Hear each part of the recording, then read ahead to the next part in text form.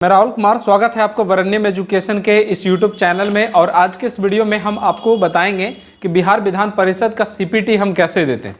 जैसा कि आपको पता होगा कि सीपीटी जो है मुख्य रूप से हमारे पास एक पेपर होता है जो कह लीजिए इस प्रकार से यहाँ पर कंप्यूटर है, जैसे कि देख लीजिए यहाँ पे कंप्यूटर है, ये डेस्क पे कंप्यूटर पे यहाँ पर के आपको पेपर रखा हुआ रहेगा। सॉफ्टवेयर यहाँ पर से ओपन होगा, जिस तरह से आप कह लीजिए कि MS वर्ड वगैरह ओपन करते हैं। तो यहाँ आइए यहाँ पर से थोड़ा सा जूम करके इनको दिखाइए। जैसे इस तरह से MS वर्ड ओपन है और यहाँ पर से देखिए सीपीटी का ये क्वेश्चन है जो हिंदी में है। आप देख सकते हैं यहाँ पर हिंदी में ये क्वेश्चन आपको हिंदी में दिख रहा होगा, लेकिन इसके बगल में इधर पीछे साइड में देखिए जिसमें इंग्लिश में, जिसमें कि ऊपर में यहाँ पर से कंटेंट है और यहाँ पर से कुछ शॉर्टकट की के बारे में और फिर बाकी जो है नीचे इंस्ट्रक्शन दिया गया। अगर क्या हो कि जब आपको ये चीज़ें अगर आपको किसी सॉफ्टवेयर पर प्रैक्टिस करने को बोले, तो आज के इस वीडियो में हम आपको बताना चाहेंगे कि ये जो सोनी टाइपिंग का सॉफ्टवेयर होता है, अगर पेड वर्जन है, थोड़ा सा और नज़दीक आके दिखाइएगा कि यहाँ पर से अगर पेड वर्जन रहेगा तो इसमें ना आपको एक यहाँ पर से वर्ड एफिशिएंसी नाम का एक ऑप्शन खुलेगा। इसमें जो सीपीटी होता है, यानी कि कह लीजिए सॉफ्टवेयर में कंटेंट दिया हुआ, सॉफ्टवेयर में इंस्ट्रक्शन दिया हुआ, तो आज के इस वीडियो में हम कंप्लीट आपको जानकारी देंगे कि कैसे इसके इंस्ट्रक्शन को आपको बनाना है।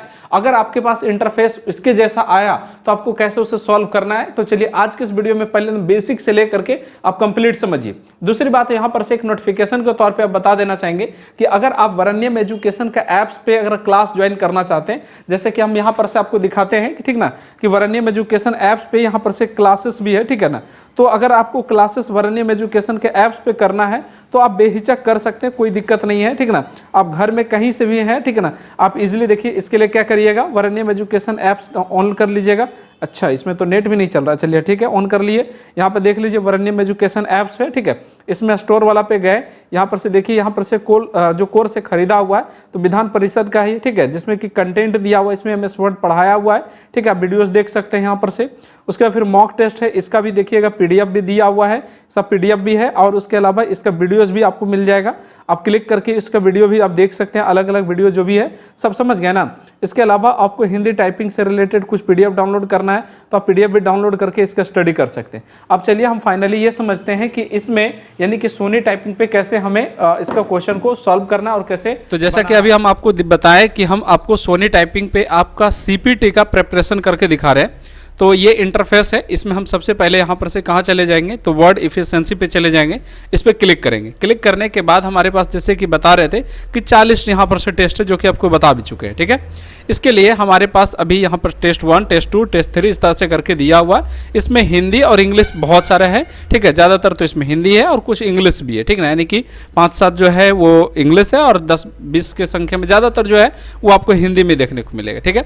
इसमें फिलहाल अभी हम टेस्ट नंबर 2 का सिलेक्शन कर रहे हैं। इसमें यहाँ पे ड्यूरेशन के तौर पे हम 20 मिनट लगा लेंगे और टेक टेस्ट पे क्लिक करेंगे तो हमारे पास इस तरह का इंटरफेस आएगा, जिसमें कि हिंदी और इंग्लिश में हमें बता रहा है कि इसमें टोटल अलग अलग जो है 18 क्वेश्चन इस पेपर में दिया हुआ है, यानी कि 18 इंस्ट्रक्शन दिया हुआ है, जिसमें कि आपको बनाना अनिवार्य होगा। अगर कोई छूटता है या कोई सही ढंग से नहीं बनेगा तो उसका बदले आपका मार्क्स डिडक्ट कर लिया जाएगा, काट लिया जाएगा।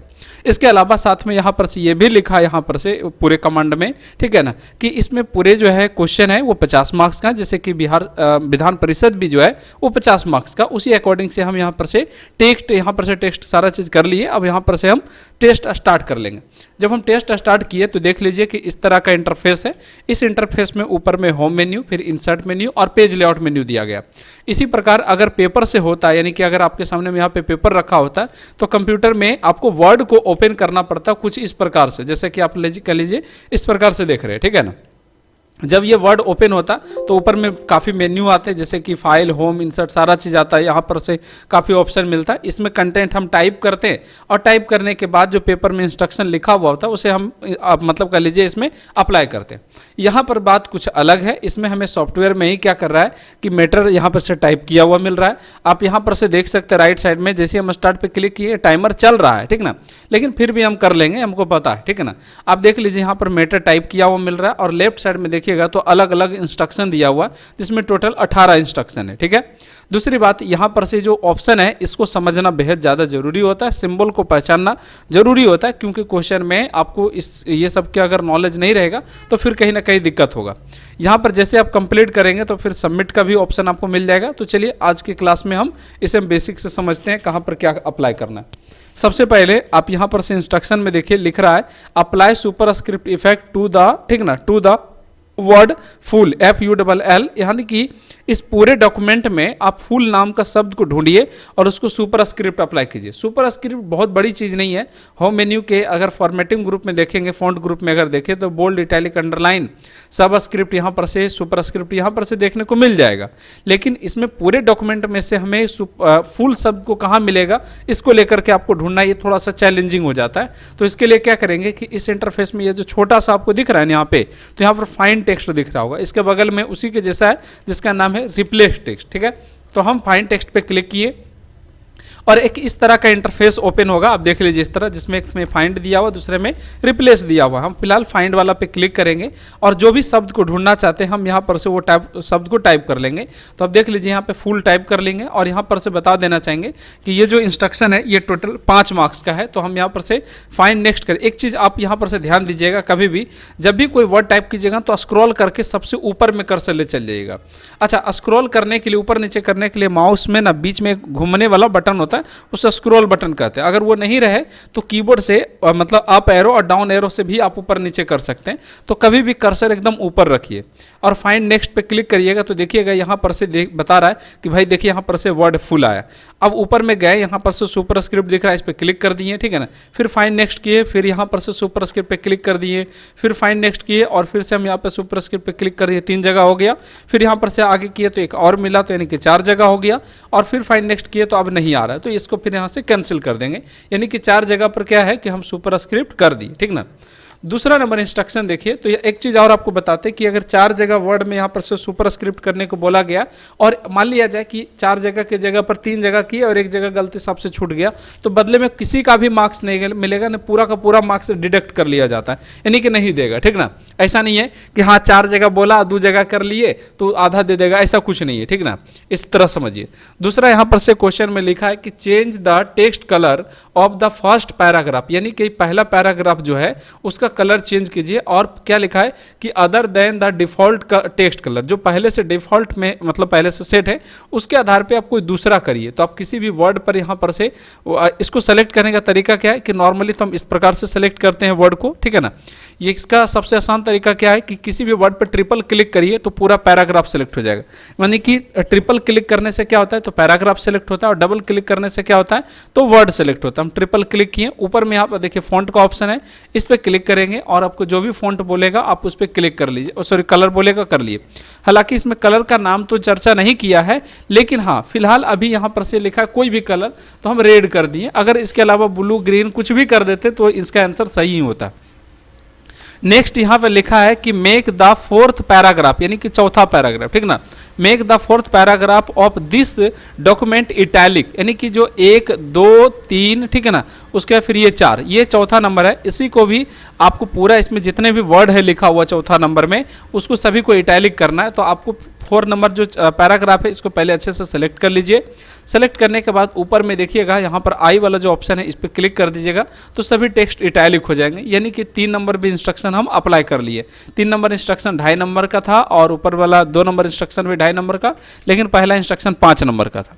अब चौथा नंबर इंस्ट्रक्शन देखिए क्या कह रहा है। चौथा नंबर इंस्ट्रक्शन लिख रहा है कि इंसर्ट अ सिंगल रो। अब यहाँ पर सिंगल रो बात कर रही है तो यहाँ पर समझ लीजिए कि टेबल की बात है। जब भी रो का मतलब क्या होता है, रो मतलब कोई भी टेबल में जो हॉरिजॉन्टल लाइन होता है उसे रो कहते हैं। तो यहाँ पर से सिंगल रो बोला है तो इसमें क्या बोला है कि end of the given table, यानी कि जो टेबल है उसके सबसे लास्ट में एक क्या कीजिए आप एक रो क्रिएट करिए और उसमें इमेजिनरी डेटा लिखिए। तो हम स्क्रॉल डाउन किए, यहाँ पर पूरा टेबल का ऑप्शन देखें और जो हमारे अदर वाला ऑप्शन है इसका लास्ट सेल यहाँ पर है, इसमें जा करके कीबोर्ड से सिर्फ ना टैब बटन प्रेस कीजिएगा तो एक अपने आप क्या होगा एक रो लीजिए कि क्रिएट हो जाएगा, जैसा कि आप देख सकते हैं।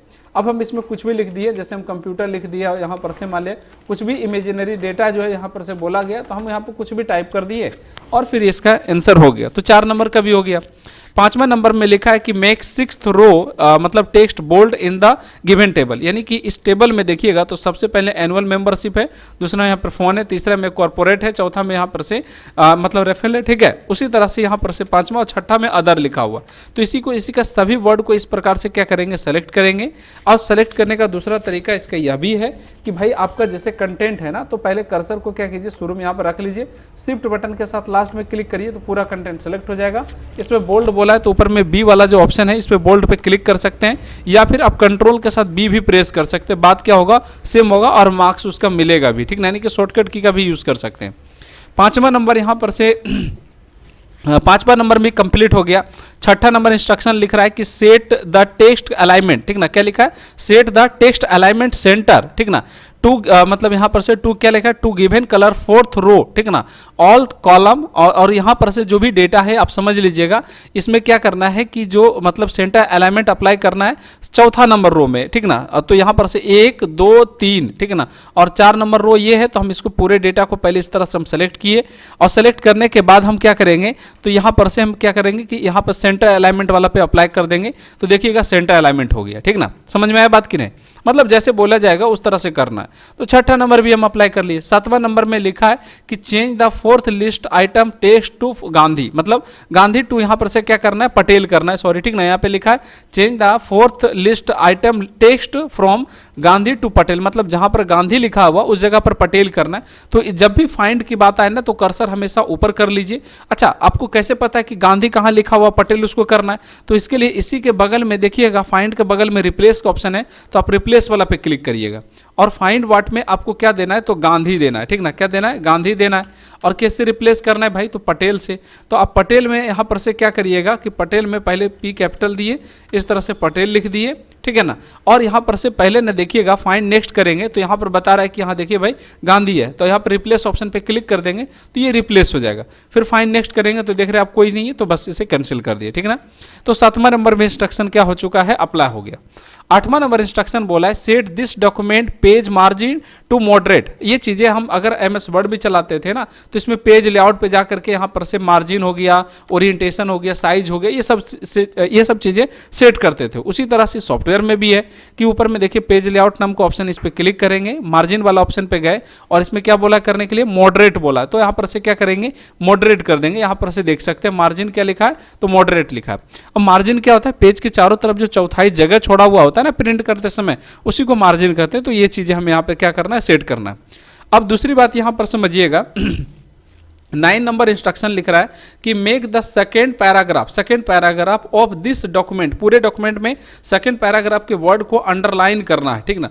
अब स्क्रॉल ऊपर करते गए, पहला में तो रेड करवा दिया था, दूसरा ये है, तो हम ट्रिपल क्लिक किए किसी भी वर्ड पे, पूरा पैराग्राफ सिलेक्ट हो गया।